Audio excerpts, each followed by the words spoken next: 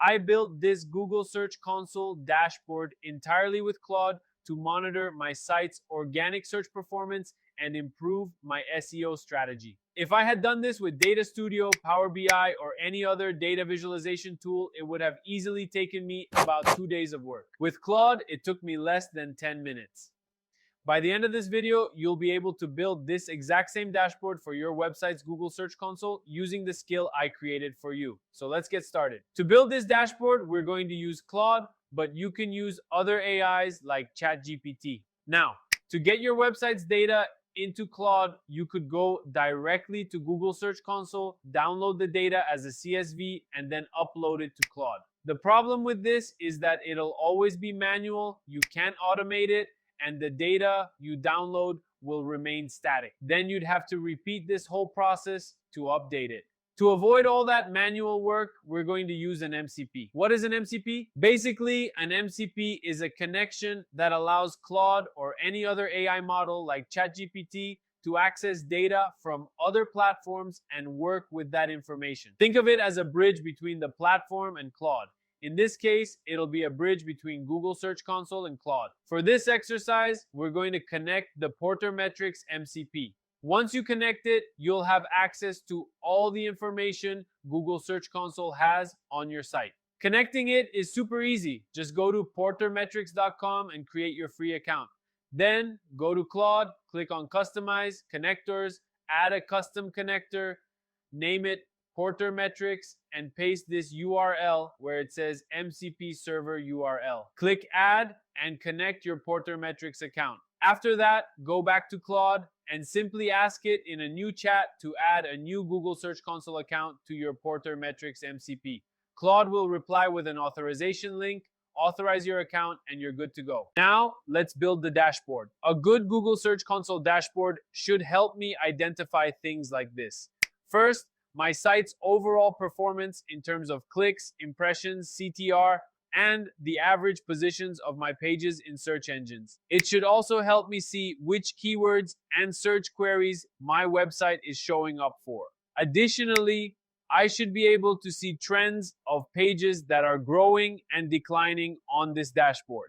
I should also see if there's cannibalization between my pages, how much traffic is related to branded searches, and which countries and devices I'm appearing on. Based on what the dashboard should help us answer, let's structure it. So we're going to divide the dashboard into 3 sections. An overview section. This will be the summary of our website in terms of total clicks, impressions, CTR, and average position, plus the evolution of all these metrics over time. On this same page, we'll also see our top search queries and pages. Aside from this overview page, which is like the summary, we'll have 2 other sections, the performance section and the insights section. In the performance section, we'll have 3 pages. On the keywords page, we'll find the main search queries we show up for, our clicks, CTR, and the position we appear in for those queries. And we'll also be able to analyze very quickly at a single glance the top search queries where we rank near the top results. We'll have another page within this performance section dedicated to identifying opportunities where we can improve our CTR or click-through rate. Here we'll see which search queries we're showing up for a lot. We have a lot of impressions, but a low click-through rate. And additionally, we'll have another page designed to analyze content. What we'll see there is which pages are getting traffic from all these search queries, which ones are growing and which ones are dropping. Now, for the insights section, we'll have 3 other pages, one focused on identifying pages that are cannibalizing each other, meaning they're eating up each other's traffic and competing for the same search intent. We'll have another page called branded split. This will let us see what proportion of the searches being made on the internet contain our brand as a keyword and which ones don't. And finally, we'll have a page dedicated to devices and countries. Now that we know what the structure of our dashboard will be, let's write the prompt. The prompt must have, first, the Google Search Console account you want to make the dashboard for. Second, instructions on the design you want to give it.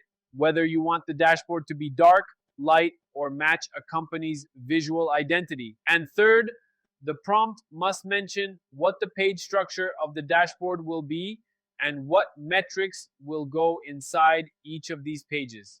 This is what we just defined a few minutes ago. We'll have an overview page, another for keywords, another to identify click-through rate opportunities, another for content, another for cannibalization, another called brand split, and another to identify devices and countries. Once you have your prompt well structured, if you enter it into Claude exactly as you have it, what Claude will do is create a live artifact like the one you're seeing on screen right now. Live artifacts are an HTML file that you can interact with. However, they have a huge limitation, which is that the live artifact won't update in real time. It's just a snapshot of the data you got the first time.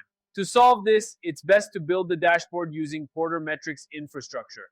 That will allow the data to update constantly. However, they have a huge limitation, which is that the live artifact won't update in real time. It's just a snapshot of the data you got the first time. To solve this, it's best to build the dashboard using Porter Metrics infrastructure. That will allow the data to update constantly. You'll never have to rebuild the dashboard because once you make it, the data travels live to Claude and Claude can consume it to feed the dashboard. Second, you'll be able to share the dashboard with a link, unlike the live artifact, which is an HTML file you need to download. Third, you'll be able to assign roles to your team. For example, you can give an admin, editor, or view-only role to someone you want to collaborate with on this dashboard. And additionally, you can also download a PDF to send or share with your client as a presentation. The dashboard I've shown you throughout the video was built using the Porter Metrics MCP. This is what allowed me to have the visual design, keep the information updated, and share it.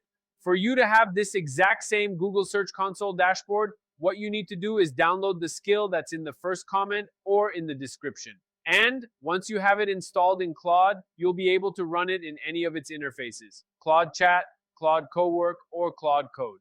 If you're going to run it inside Claude Chat, you'll have to do an extra step, which is to allow Claude to access the Porter Metrics domain. To do this, you'll do the following. Click on your profile, click on Settings, then go to where it says Capabilities and where it says Domain Allow List. Paste this exact text as I'm showing it on screen, *.portermetrics.com. That will allow Claude to access the Porter Metrics domain. And since you already have the skill downloaded, now go to a new chat and type /PorterGSC dashboard and ask it to build the dashboard with your Google Search Console account, which you should have previously connected to Porter Metrics. Claude will spend a few minutes thinking, and in a few moments, you'll have this dashboard with your information. If you want to change the design or edit it, that's your job now, and you can also do it with Claude. I hope this video was very useful to you. Share it with anyone who needs it, subscribe, and see you next time.